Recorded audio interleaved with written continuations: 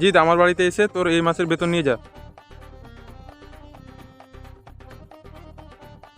বাবু আমি চলে এসেছি।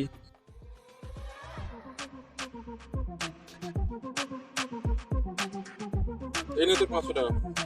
আমি হিসাব করে দেখেছি তোর এই মাসে 450 টাকা হয়েছিল, আমি তোকে 500 টাকা দিয়েছি। হ্যালো, বাবু কি করছো? আমি এখানে বসে আছি। আমি আজকে পার্কে এসেছি, তোমার সাথে দেখা করবো, তুমি আসো।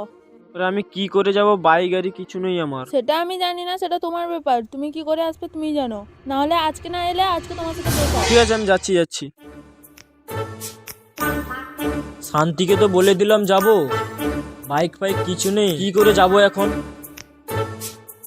ঠিক কথা, বাবুর বাইক আছে, তার বাইকটা নিয়ে চলে যাবো।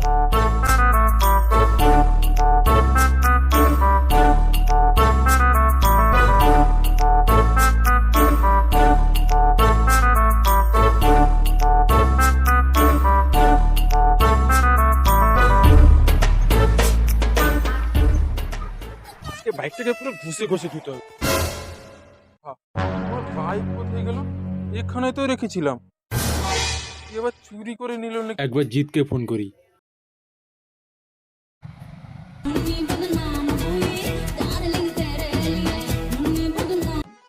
হ্যালো হ্যালো জিৎ, তুই কোথায় রে? আমি তো একটা কাজে এসেছি গো। আমি বাইক দেখতে পাচ্ছি না, তুই কি নিয়ে গেছিস? না আমি মোটরসাইকেল নিয়ে আসিনি। ও ঠিক আছে।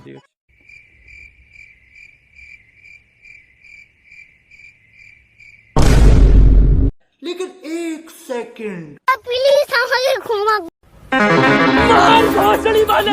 জলদি মার!